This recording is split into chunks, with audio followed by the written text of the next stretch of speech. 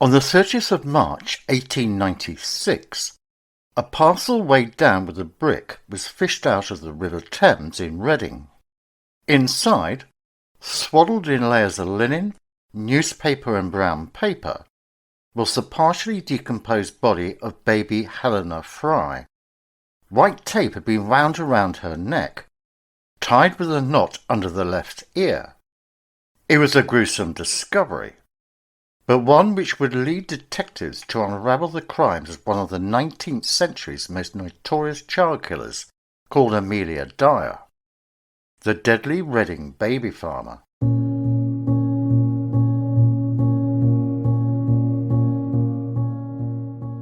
Born in 1837 to a shoemaker in a small village of Pill near Bristol, Dyer had endured a tough childhood in which she was the main carer for her mentally ill mother, caused by typhus, and she was obliged to care for her until she died in 1848.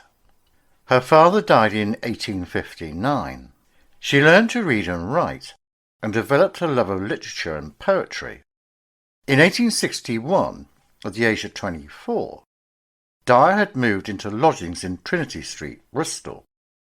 She married George Thomas, who was 59, and they both lied about their ages on the marriage certificate to reduce the age gap. She became a nurse and was widowed in 1860. Rather than use her skills to care for people, she embarked on a career doing exactly the opposite. She turned to what was termed baby farming, the practice of adopting unwanted infants in exchange for money.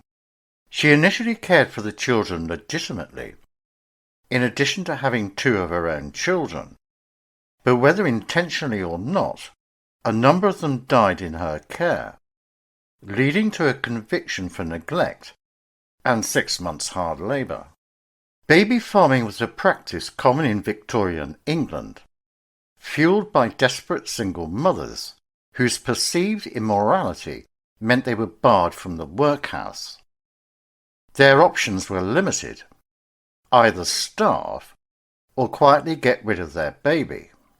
Baby farmers would often take the child off their hands and offer it an alternative future, albeit not necessarily a happy one. This was the world that Dyer stepped into. After marrying George Thomas, Dyer trained as a nurse. From a chance meeting with a midwife called Ellen Dane, she learned of an easier way to earn a living by using her own home to provide lodgings for young women who had conceived illegitimately, and then farming out the babies for adoption or allowing them to die of neglect and malnutrition. Dane was forced to flee to the US shortly after meeting Dyer to escape the attention of the authorities. Unmarried mothers during the Victorian period often struggled to gain an income, since the 1834 Poor Law Amendment Act had removed any financial obligation from the fathers of illegitimate children, while bringing up their kids in a society where single parenthood and illegitimacy were stigmatized. This led to the practice of baby farming, in which individuals acted as adoption or fostering agents in return for regular payments or a single upfront fee from the baby's mothers. Many businesses were set up to take in these young women and care for them until they gave birth. The mothers subsequently left their unwanted babies to be looked after as nurse children. The predicament of the parents involved were often exploited for financial gain. If a baby had well-off parents who wanted to keep the birth secret, the single fee might be as much as £80. £50 might be negotiated if the father of the child wanted to hush up his involvement. However, it was more common for these expectant young women to be impoverished, and they would be charged about £5.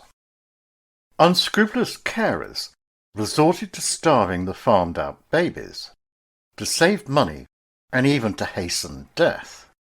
Noisy or demanding babies could be sedated with easily available alcohol and or opiates, Godfrey's cordial, known colloquially as mother's friend, a syrup containing opium.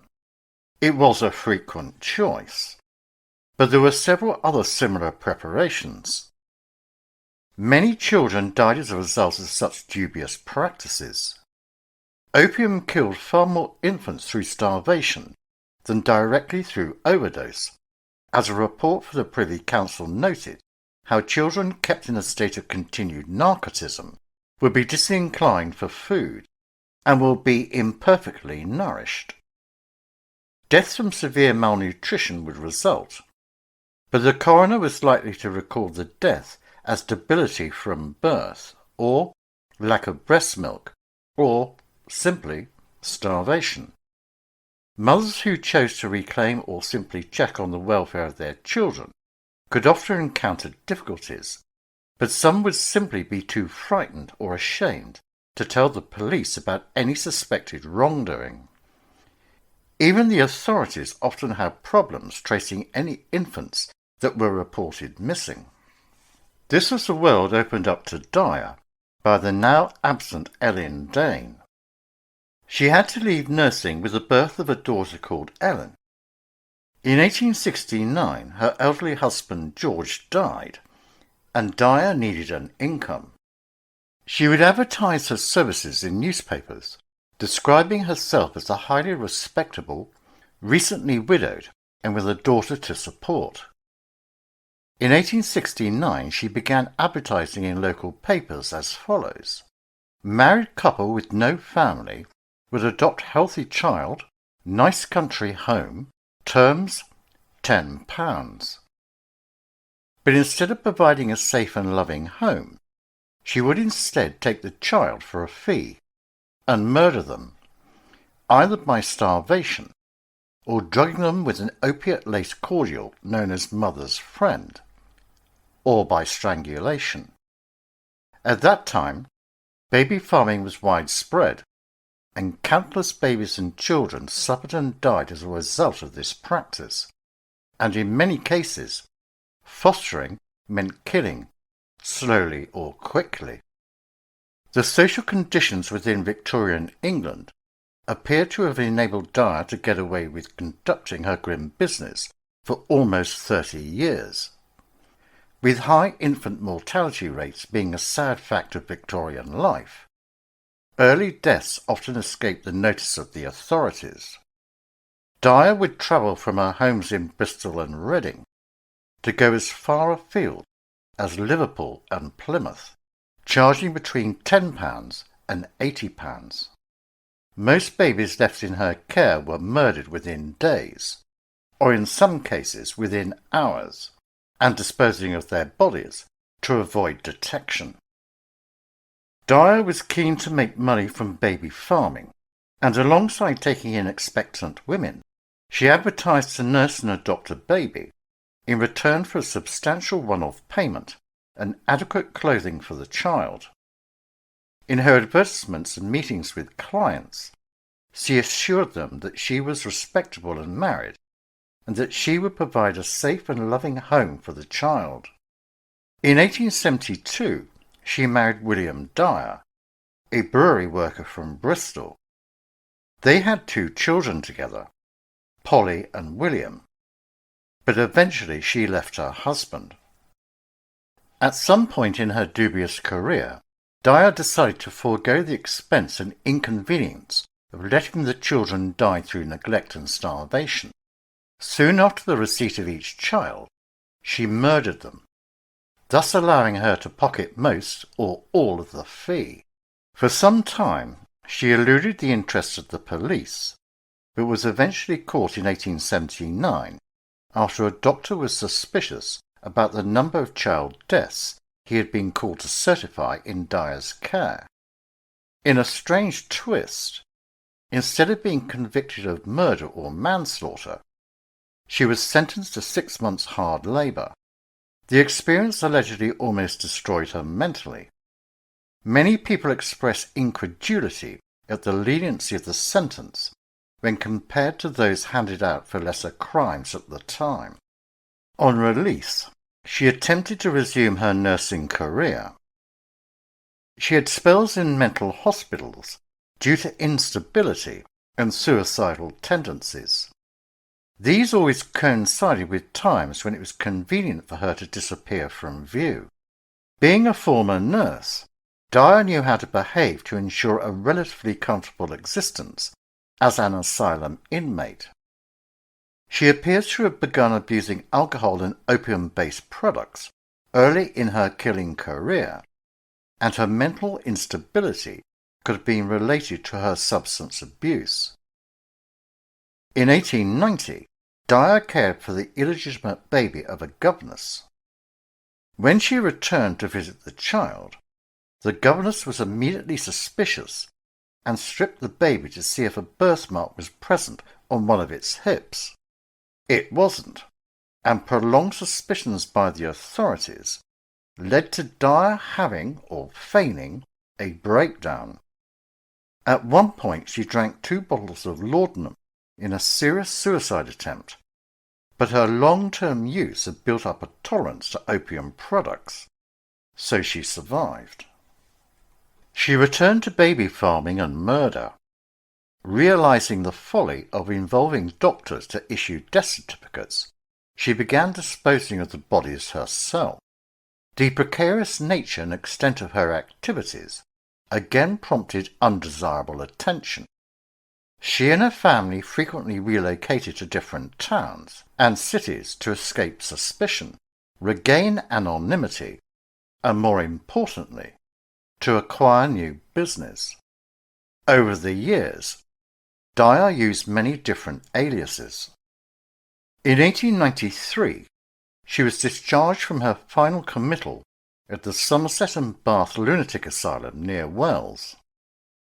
Unlike her previous breakdowns, real or imaginary, this had been a most disagreeable experience, and she never entered another asylum again. 2 years later, she moved to Caversham in Berkshire, accompanied by an unsuspecting associate called Jane Smith, whom Dyer had recruited from a brief spell in a workhouse, plus Dyer's daughter and son-in-law, Polly and Arthur Palmer. This was followed by a move to 45 Kensington Road in Reading. Later the same year, Smith was persuaded by Dyer to be referred to as Mother in front of innocent women handing over their children. This was an effort to present a caring mother-daughter image. In January 1896, Evelina Marmon, a popular 25-year-old barmaid, gave birth to an illegitimate daughter, Doris, in a boarding house in Cheltenham. She quickly sought offers of adoption and placed an advertisement in the miscellaneous section of the Bristol Times and Mirror newspaper. It simply read, "Wanted, respectable woman to take a young child." Marmon intended to go back to work and hoped to eventually reclaim her baby. Coincidentally, next to her own was an advertisement reading, "Married couple with no family would adopt a healthy child. Nice country home. Terms £10. Marmon responded to a Mrs. Harding, and a few days later she received a reply from Dyer. In Reading, Mrs. Harding wrote that I should be glad to have a dear baby girl, one I could bring up and call my own. We are plain, homely people, in fairly good circumstances. I don't want a child for money's sake, but the company and home comfort. I and my husband are dearly fond of children. I have no child of my own. A child with me will have a good home and a mother's love." Marmon wanted to pay a more affordable weekly fee for the care of her daughter, but Mrs. Harding insisted on being given the one-off payment in advance. Marmon was in dire straits, so she reluctantly agreed to pay the £10, and a week later Dyer travelled to Cheltenham. Marmon was surprised by Dyer's advanced age and stocky appearance, But as Dyer was affectionate towards Doris, Evelina handed over her daughter, a cardboard box of clothes, and £10. Still distressed at having to give up care for her daughter, Marmon accompanied Dyer to Cheltenham station, and then on to Gloucester. She returned to her lodgings a broken woman. A few days later, she received a letter from the so-called Mrs. Harding, saying all was well. Marmon wrote back, but received no reply. As it happens, Dyer did not travel to Reading, as she had told Marmon. She went instead to 76 Mayo Road, Willesden in London, where her 23-year-old daughter Polly was staying. On arrival, Dyer quickly found some white edging tape used in dressmaking, wound it twice around the baby's neck, and tied a knot. Death would not have been immediate. Dyer later said that she used to like to watch them with the tape around their neck, but it was soon all over with them. Both women wrapped the body in a napkin. They kept some of the clothes Marmon had packed. The rest were destined for the pawnbroker. Dyer paid the rent to the unwitting landlady and gave her a pair of child's boots as a present for her little girl. The following day, on Wednesday the 1st of April 1896, another child, named Harry Simmons, was taken to Mayo Road. With no spare white edging tape available, the length around Doris's corpse was removed and used to strangle the 13-month-old boy. The following day, both bodies were put into a carpet bag, along with bricks for added weight. Dyer then headed for Reading. At a secluded spot she knew well, near a weir at Caversham Lock, she forced the carpet bag through railings and into the River Thames. Completely unknown to Dyer, on the 30th of March 1896, a parcel was retrieved from the River Thames at Reading by a boatman. The package Dyer dumped was not weighted adequately and had been easily spotted floating on the surface of the water. It contained the body of a baby girl, later identified as Helena Fry. Detective Constable Anderson of the local Reading Borough Police immediately made a crucial breakthrough. As well as finding a label from Temple Mead Station in Bristol, he used microscopic analysis of the wrapping paper and deciphered a faintly legible name, Mrs. Thomas, and more crucially, an address. This evidence was enough to lead police to Dyer, but they still had no strong evidence to connect her directly with any serious crime. Additional evidence they gleaned from witnesses and information obtained from the Bristol police only served to increase their concerns, and Anderson, together with Sergeant James, placed Dyer's home under a close watch. Subsequent information suggested that Dyer would abscond if she came at all under suspicion. The officers came up with a plan to use a young woman as a decoy, hoping she would be able to secure a meeting with Dyer to discuss her services. This may have been designed to help the detectives to positively link Dyer to her business activities, or it may have simply given them a reliable opportunity to arrest her. It transpired that Dyer was expecting her new client, the decoy, to call, but instead she found detectives waiting on her doorstep. On the 3rd of April, the police raided her home. They were struck by the stench of human decomposition, although no human remains were found, but there was plenty of other related evidence, including white edging tape, telegrams regarding adoption arrangements, pawn tickets for children's clothing, receipts for advertisements, and letters from mothers inquiring about the well-being of their children. The police calculated that in the previous few months alone, at least 20 children had been placed in the care of a Mrs. Thomas, now revealed to be Amelia Dyer.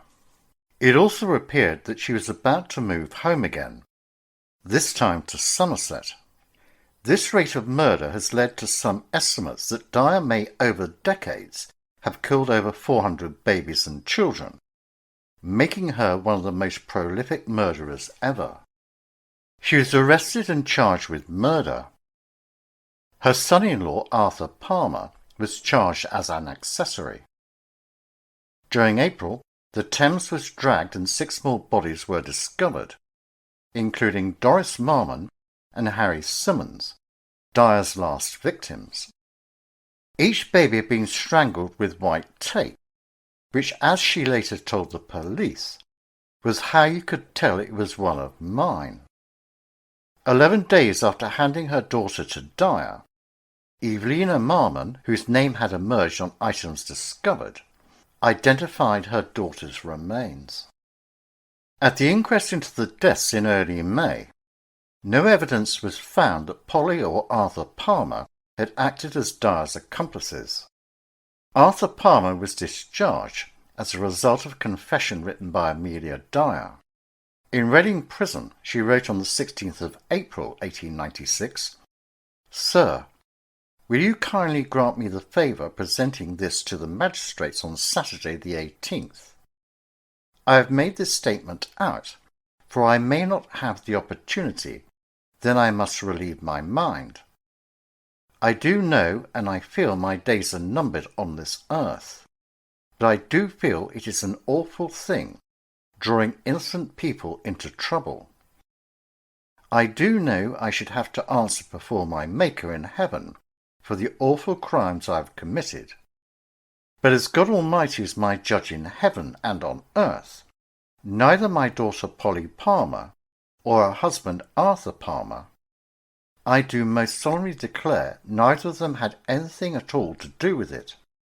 They never knew I contemplated doing such a wicked thing until it was too late. I am speaking the truth, and nothing but the truth, as I hope to be forgiven.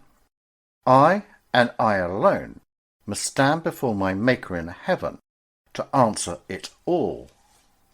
On the 22nd of May, Dyer appeared at the Old Bailey and pleaded guilty to one murder, that of Doris Marmon. Her family and associates testified at her trial that they had been growing suspicious and uneasy about her activities, and it had emerged that Dyer had narrowly escaped discovery on several previous occasions. Evidence from a man who had seen and spoken to Dyer when she had disposed of the 2 bodies at Caversham Lock also proved significant. Her daughter had given graphic evidence that ensured Dyer's conviction.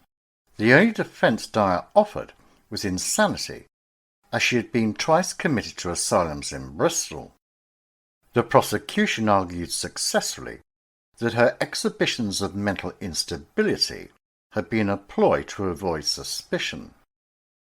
Both spells were said to have coincided with times when Dyer was concerned her crimes might have been exposed. It took the jury only 4.5 minutes to find her guilty. In her 3 weeks in the condemned cell, she filled 5 exercise books with what she called her last true and only confession. A chaplain visited her the night before her execution and asked if she had anything to confess. She offered him the exercise book, saying, "Isn't this enough?" Curiously, she was summoned to appear as a witness in Polly's trial for murder, set for a week after her execution date. It was ruled that Dyer was already legally dead once the court sentence had been passed, and that therefore her evidence would be inadmissible. Her execution was not delayed. On the eve of her short walk to the gallows, Dyer heard that the charges against Polly had been dropped. She was hanged by James Billington at Newgate Prison on Wednesday the 10th of June 1896. Asked on the scaffold if she had anything to say, she said, "I have nothing," moments before being dropped at 9 a.m. precisely. It is speculation on how many innocent children Amelia Dyer had murdered. Adoption laws were subsequently made stricter, giving local authorities the power to police baby farms in the hope of stamping out abuse.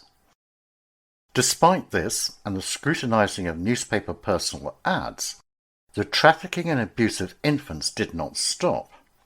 Dyer's case led to stricter laws for adoption and child protection, and helped raise the profile of the fledgling National Society for the Prevention of Cruelty to Children, which was formed in 1884. 2 years after Dyer's execution, railway workers inspecting carriages at Newton Abbot Station in Devon found a parcel. Inside was a 3-week-old girl, but, though cold and wet, she was alive. The daughter of a widow, Jane Hill, the baby had been given to a Mrs. Stewart for £12. She had picked up the baby at Plymouth and dumped her on the next train. It has been claimed that Mrs. Stewart was in fact Polly, the daughter of Amelia Dyer.